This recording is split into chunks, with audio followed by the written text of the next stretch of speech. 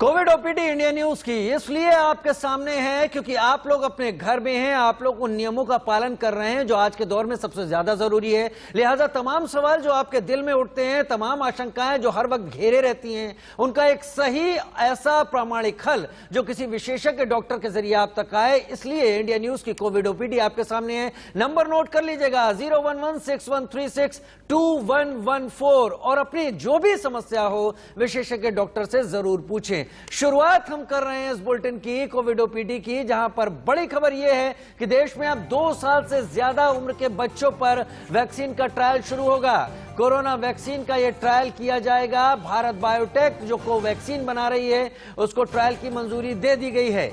Phase 2 और 3 के human trial की मंजूरी दे दी गई भारत बायोटेक को। लिहाजा हम उम्मीद लगा सकते हैं कि अब 2 साल के बच्चे से लेकर 12 साल का बच्चा या 14 साल तक का बच्चा जो अब तक इस दायरे से दूर था, जो अब तक वैक्सीनेशन प्रोसेस से दूर था, अब उसके बारे में भी तमाम आंकड़े जुटाकर एक बेहतर पुख्ता वैक्सीन का कवच उसे भी दिया जा सके जल्द से जल्द। लिहाजा अब ये ट्रायल जल्दी ही शुरू होने वाले हैं। अब तक एक बातें तमाम सामने आ रही हैं और वो बातें तीसरी लहर को लेकर आ रही हैं और तीसरी लहर को लेकर खतरा बच्चों पर ही ज्यादा जताया जा रहा है। लिहाजा ये कदम वाकई खास है।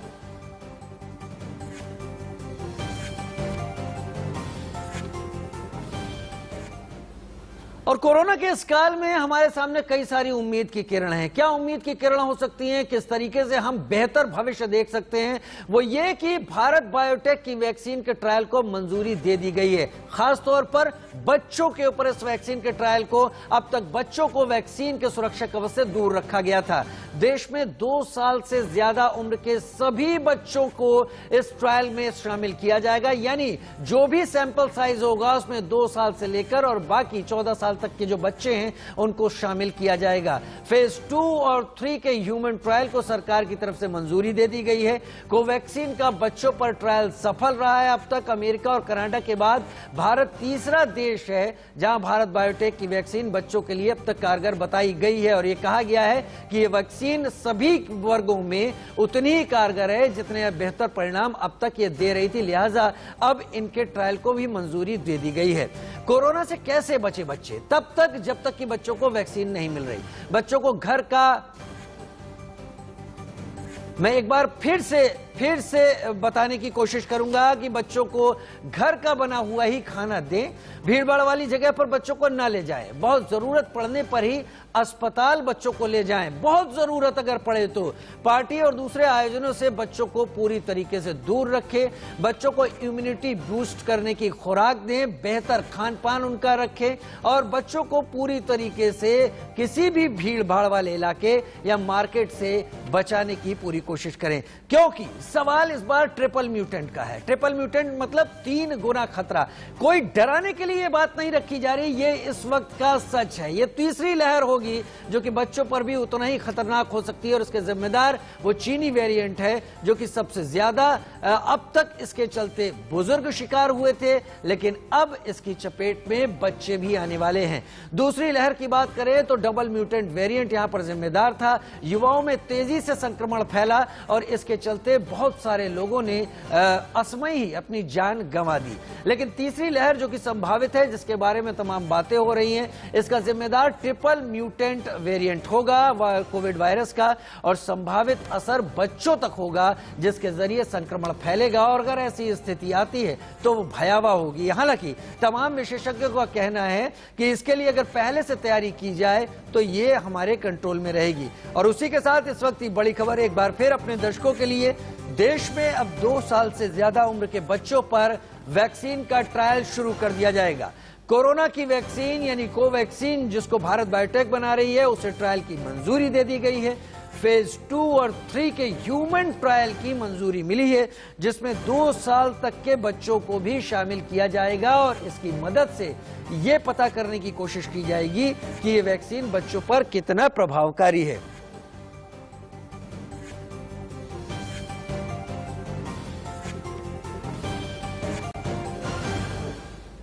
इन सबक के दौरान लोगों की स्थिति 4200 से ज्यादा लोग पिछले 24 घंटे में इस दूसरी लहर में शिकार हो गए हैं। लिहाजा हमें अब तैयार रहने की जरूरत है। बड़ी खबर से शुरुआत कर रहे हैं। एक बार फिर देश में 2 साल से ज्यादा उम्र के बच्चों पर अब ट्रायल शुरू किया जा रहा है, क्योंकि दूसरी लहर ने बहुत भयावह हालात पैदा किए। कोरोना वैक्सीन का यह ट्रायल होगा। भारत बायोटेक को ट्रायल की मंजूरी दे दी गई है। फेज 2 और फेज 3 के ह्यूमन ट्रायल की मंजूरी दे दी गई है।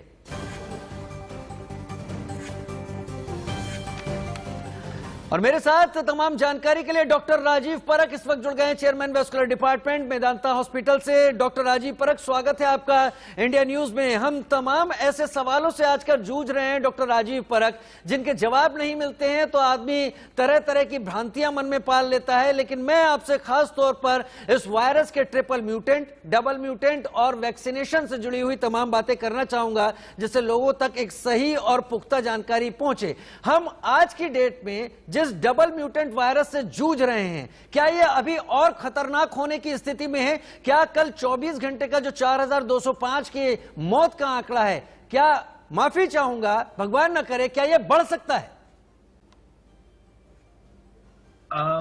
नमस्कार और बहुत बहुत शुक्रिया मुझे आपके न्यूज चैनल के माध्यम से लोगों से जुड़ने का। ये एक बहुत ही परेशानी का टाइम है सब लोगों के लिए। ये डबल म्यूटेंट और फिर उसके बाद ट्रिपल म्यूटेंट और ये जो भी फर्दर और म्यूटेशन, देखिए सबसे जरूरी चीज ये समझने की है कि कोई भी वायरस जब भी शुरू होता है उसके अगले चरण में ये वायरस भी वही करता है जो हम लोग करते हैं अपने आप को बचाने के लिए। वायरस भी आप समझिए कि अगर हम वायरस से बचने की कोशिश कर रहे हैं तो वायरस हमसे बचने की, हमारे वैक्सीन से बचने की कोशिश कर रहा है और उसके जरिए वो म्यूटेशन करता है, हर दफा बदल देता है, वो अपना चेहरा बदल लेता है ताकि वो हमारे वैक्सीन का प्रभाव से बच सके। तो ये एक बहुत गंभीर समस्या है, इससे हमारे को जूझना है और जूझते रहना है। देखना ये है कि इस वैक्सीन जो हम लोगों को लग रहे हैं, कोवैक्सीन और कोविशील्ड जो भी है, और जो शायद नए वैक्सीन जो रशियन और चाइनीज वैक्सीन या इंग्लिश वैक्सीन जो आएंगे, वो वैक्सीन हमारे इस म्यूटेशन को रोक सकते हैं कि नहीं। और नई सबसे बड़ी समस्या ये है कि अगले कोई म्यूटेशन में ये वैक्सीन काम करेगी कि नहीं। फिलहाल ये है कि ये जो डबल म्यूटेशन है, ऐसा कुछ लग रहा है दिल्ली के आंकड़ों से, दिल्ली के फिगर के आंकड़ों से, मुंबई के आंकड़ों से, कि शायद ये डबल म्यूटेशन कुछ हद तक हमारे काबू में आ गई। हो सकता है ये इसलिए है क्योंकि हमारे यहाँ लॉकडाउन लगा हुआ है। आपको मालूम है 3 दिन से मेट्रो दिल्ली में बंद है, जहां तक हो सकता है लोगों में बंद है। और मैं हमेशा ये कहता हूँ कि जो लॉकडाउन है गवर्नमेंट लगा रही है, लेकिन गवर्नमेंट के लॉकडाउन से ज्यादा जरूरी है हमारा पर्सनल लॉकडाउन। ये हमें अपना लॉकडाउन खुद करना है, हमें अपने आप को बचा के रखना है। और ये अगर हम करते रहेंगे तो कुछ उम्मीद है कि ये नंबर कुछ कम होंगे। ये बहुत खतरनाक वायरस का म्यूटेशन है। पिछले दफा जो फर्स्ट वेव, सेकंड वेव जो आई थी दिल्ली में, उसमें इतनी मौतें नहीं हुई थी, उसमें सिर्फ इफेक्ट होता था, पेशेंट ठीक हो जाते थे। लेकिन अब की बात जैसे आपने बताया 4200, और ये 4200 ऑफिशियल आंकड़े हैं, सही आंकड़े मैं नहीं जानता, क्योंकि बहुत सारे लोग बगैर टेस्ट कराए और बगैर कोई डेथ सर्टिफिकेट लिए उनका दाह संस्कार किया जा रहा है। तो मैं समझ रहा हूं डॉक्टर राजीव परख, मैं समझ रहा हूं कि बहुत खतरनाक हालात हैं, लेकिन इसी खतरनाक हालात में लोग जब परेशान होते हैं तो वो फॉल्स अलार्म अपने लिए जनरेट करने लगते हैं। उनको ऐसा लगने लगता है कि वो किसी समस्या से घिर गए हैं। ऐसे ही एक हमारे साथी अमित कॉलर इस वक्त जुड़ गए हैं, उनके भी दिल में कोई सवाल है। अमित जी, सवाल पूछिए डॉक्टर राजीव परख से। जी डॉक्टर राजीव जी नमस्कार। मैं आपसे ये जानना चाहता हूँ कि सर मेरी जो सिस्टर हैं उनको शुगर का इश्यू है, शुगर उनका भी 268 है, एंड जब ये मेडिसिन नहीं ले रही थी वो कोरोना में है। उनको कोरोना का कोई भी उनका जांच नहीं हुआ है। वो ऐसी जगह पे है रूरल एरिया में जहाँ पे कोई भी किट एंड कोई भी RT-PCR का टेस्ट पॉसिबल नहीं है। अब एंड उनको जो भी सिम्टम्स है वो फुल सिम्टम्स है। मैं खुद कोविड पॉजिटिव हूँ, तो इसलिए मुझे पता है कि क्या उनको सिम्टम्स है, तो इसलिए मैंने उनको कोविड की मेडिसिन जो है डॉक्टर से राय लेकर शुरू कर दी थी। जैसे डॉक्टर जब से मैंने उनको मेडिसिन शुरू की है तो पिछले 8 दिन में उनको कोविड हुआ, आज पूरा 10वां दिन है। 8 दिन बाद उनकी थोड़ी सी प्रॉब्लम ज्यादा बढ़ गई है। वो इसलिए क्योंकि उनको जब मैंने उनका शुगर का चेकअप कराया तो वो शुगर उनकी इंक्रीज हो गई है। डॉक्टर्स कह रहे हैं कि इनकी शुगर, ये जो मेडिसिन खा रही है इनकी वजह से इंक्रीज हुई है, बिकॉज वो क्योंकि वो कोई भी चीज ऐसी नहीं ले रही है जिससे उनकी शुगर इंक्रीज हो। अभी उनको माइंड में ये चीज चल रही है और मेरे भी कि क्या ये मेडिसिन बंद कर दें जो कोविड की है और उनकी शुगर नीचे आ जाए, क्योंकि अभी उनको कोविड का कोई भी सिम्टम्स अब नहीं रहा। बहुत बेहतरीन, बहुत अच्छा सवाल है, बहुत अच्छा सवाल अमित जी। डॉक्टर राजीव परख, बहुत ही बढ़िया सवाल पूछा है, बताएं क्या करना होगा इन्हें। देखिए ऐसा है कि ये जो कोविड की जो मेडिसिन है, मुझे नहीं मालूम आप क्या दिलवा रहे हैं उनको, लेकिन उन मेडिसिन में अगर कोई कॉर्टिसोन मेडिसिन मेड्रॉल या डेक्सामेथासोन या डेक्सामेड के नाम से या सोल्यूमेड या वाइसेलोन प्रेडनिसोलोन के नाम से अगर कोई गोली उनको दी जा रही है तो उसकी वजह से शुगर बढ़ती है। बाकी सारी जो कोरोना की जो दवाइयां, जिंक वगैरह, विटामिन सी और जो फैबिफ्लू वगैरह जो भी आप दे रहे हैं, उससे शुगर नहीं बढ़ती। तो अगर ये कॉर्टिसोन की दवाइयां ले रहे हैं तो उसी की वजह से शुगर बढ़ती है। और अगर वो ले रहे हैं तो उनको इस कॉर्टिसोन को एकदम से अपनी मर्जी से बगैर डॉक्टरी सलाह के कभी भी बंद मत करिए, नहीं तो पेशेंट का ब्लड प्रेशर डाउन हो जाएगा और बहुत ज्यादा सिचुएशन खराब हो जाएगी। कॉर्टिसोन को आप ले सकते हैं, लेकिन बंद करने के लिए उसको डॉक्टरी सलाह के बगैर धीरे धीरे उसको बंद करना पड़ता है। एकदम तुरंत बंद करने से बहुत बड़ा नुकसान हो सकता है। तो अगर वो कॉर्टिसोन ले नहीं है किसी भी मात्रा में, तो वो अपने डॉक्टर से, आपके जिन डॉक्टर से आप सलाह लेके शुरू करी थी, उन्हीं से लेके आप उसको कम कर सकते हैं। अगर उनके कोरोना के सिम्टम्स सेटल हो चुके हैं तो जबरदस्ती अपनी मर्जी से प्लीज ये मेडिसिन बंद मत करिएगा, नहीं तो बहुत प्रॉब्लम होगी। डॉक्टर से तुरंत संपर्क करें अमित जी, जबरदस्ती अपनी तरफ से कोई कॉल ना लें, और अगर सिम्टम्स नहीं है तो एक अच्छी चीज हो सकती है, लेकिन डॉक्टर से कंसल्ट करके ही दवाई कंटिन्यू करनी है, डिसकंटिन्यू करनी है, वो फैसला लें। एक और कॉलर मेरे साथ इस वक्त दिल्ली से जुड़ गए हैं, सवाल पूछिए सर अपना। डॉक्टर साहब से मेरा ये क्वेश्चन है कि 5 मार्च को मैंने फर्स्ट डोज ली थी वैक्सीन की, और फिर 19 मुझे अप्रैल को कोरोना हो गया, कोरोना पॉजिटिव निकला मैं, और 27 को मैं रिकवर हो गया, 27 अप्रैल को। अब मैं सेकंड डोज कब ले सकता हूँ? एक मेरा ये क्वेश्चन है। सेकंड ये है कि कल रात से मुझे थोड़ा थोड़ा गला और दर्द हो रहा है, थोड़ा थोड़ा गले में पेन हो रहा है। आप बताइए सर क्या करना है? देखिए ऐसा है कि ये भी बहुत अहम सवाल है, बहुत जरूरी सवाल है, क्योंकि बहुत लोगों को फर्स्ट डोज मिल चुकी है, उसके बाद उनको कोरोना हो गया है और वो ये जानना चाहते हैं सब लोग कि सेकंड डोज कब लेनी है। आमतौर पे हम ये कहते हैं कि जब आपको कोरोना आप ठीक हो जाए, जिस दिन आप कोरोना ठीक हो जाते हैं उसके 4 हफ्ते के बाद में आप अपनी सेकंड शॉट, सेकंड डोज या फर्स्ट डोज, अगर आपको नया वैक्सीन लेना है तो फर्स्ट या सेकंड डोज जो भी लेनी है 4 से 6 हफ्ते के बीच में दौरान में आप ले सकते हैं, कोरोना खत्म होके आप जब ठीक हो जाए उसके बाद। तो ये जरूरी है कि ये टाइम पीरियड इससे ज्यादा जल्दी मत करें। ठीक है राजेश जी, 4 हफ्ते के बाद आप ले सकते हैं। और राजेश जी ने एक और सवाल पूछा कि उनके कल से गले में भी तकलीफ है, ये क्या बहुत कोई सीरियस सिम्टम है डॉक्टर राजीव पारिक? देखिए ऐसा है कि गले में खराश जो है, ये एक तो नॉर्मल जो फ्लू इन्फ्लुएंजा गले में खराश किचकिच जो सबको होती है वो भी हो सकता है, लेकिन इसको आज की तारीख में नजरअंदाज नहीं किया जा सकता। तो आप अपने डॉक्टर की सलाह लेके गले को मतलब अपना बुखार चेक करें, अपना पल्स ऑक्सीजन जो पल्स ऑक्सीमीटर है वो चेक करें, और अपने आप को देखते रहें कि ये कोई चीज बढ़ तो नहीं रही है, ऑक्सीजन कम तो नहीं हो रहा है, या पल्स रेट बढ़ तो नहीं रही है। और इसके लिए गर्म पानी की भाप दिन में 2-3 दफा, गर्म पानी में नमक डाल के, नमक के गरारे, ये भी 2-3 दफा आप करें। गर्म पानी और लिक्विड जो है वो अपने लेते रहे, हाइड्रेशन यानी अपने शरीर में पानी की कमी ना होने दें, और गर्म चीजें लेते रहे, गले को कोई ऐसी चीज ना पकड़े। और अपना एक अगर बहुत ज्यादा इरिटेशन होती है तो एक जो एंटी एलर्जिक गोली होती है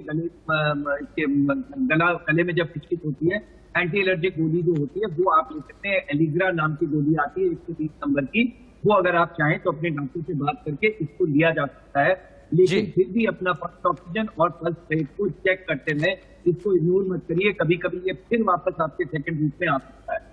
ठीक है राजेश जी, आपको तमाम सलाह मिल गए होंगे डॉक्टर राजीव पारिक की तरफ से। डॉक्टर राजीव, एक सवाल और, ये जो अभी दूसरी लहर चल रही है और ट्रिपल म्यूटेंट के आने की बात तमाम जगह इस वक्त डिस्कशन में आ चुकी है, उसकी तैयारियों की भी हम बात कर रहे हैं, लेकिन आजकल तमाम ऐसे मामले सामने आ रहे हैं जिसमें इस लहर में ब्लड क्लॉटिंग की भी समस्या सामने आ रही है। ये ब्लड क्लॉटिंग शरीर में कहीं भी हो सकती है, किसी भी तरीके से हो सकती है, क्या ये इंटर रिलेटेड है ब्लड क्लॉटिंग का मसला कोविड-19 वायरस के बिहेवियर से? जी देखिए ऐसा, ये बहुत इम्पोर्टेंट सवाल आपने पूछा है। मैं आपको बता दूं कि ये कोरोना जब शुरू हुआ था पिछले साल, तो ये माना जाता था कि ये एक सिंपल वायरल निमोनिया है, जो जिससे फेफड़ों में आपके निमोनिया हो जाता है, उससे आदमी की मौत हो जाती है क्योंकि वो सांस नहीं ले सकता। लेकिन पोस्टमार्टम एग्जामिनेशन जब हुए बाहर के कंट्रीज में, मुल्कों में, तो ये पता लगा कि ये सिंपल निमोनिया नहीं है, ये खून की नसों में, जो खून की नसों के अंदर थक्का यानी क्लॉट जम जाने की वजह से ये निमोनिया और ज्यादा बढ़ता है, और इसकी वजह से सारी आधी से ज्यादा कॉम्प्लिकेशन, ये जो आप सुनते हैं कि कल से आपको ये कोरोना के सिम्टम्स हुए और 3 दिन में हालत इतनी खराब हो गई कि आदमी की मौत भी हो गई, ये जो सडन डेथ और सडन डिटीरियरेशन जो आप सुनते हैं कि एकदम से पेशेंट की हालत खराब हो जाती है, वो आमतौर पे क्लॉटिंग के कुछ ना कुछ कॉम्प्लिकेशन की वजह से होती है।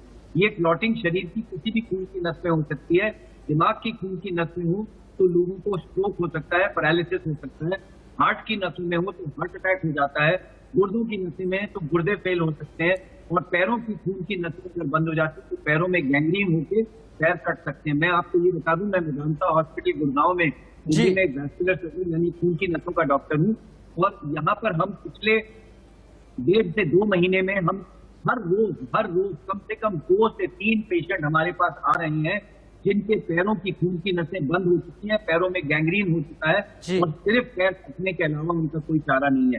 तो जब भी कभी अगर किसी कोरोना पीड़ित लोग इंसान को अगर पैरों में दर्द हो जाए, पैर ठंडे पड़ जाए, या पैरों के अंदर मूवमेंट, पैरों की एंकल की या उंगलियों की मूवमेंट रुक जाए, चल ना सके, और पैरों में बेतहाशा दर्द होना लग जाए और पैर ठंडा पड़ जाए, सबसे जरूरी क्रूशियल वर्ड है ठंडा। अगर शरीर का टेम्परेचर ठीक है लेकिन एक पैर या एक हाथ ठंडा हो गया है, वो सिर्फ खून की नस बंद होने की वजह से होता है।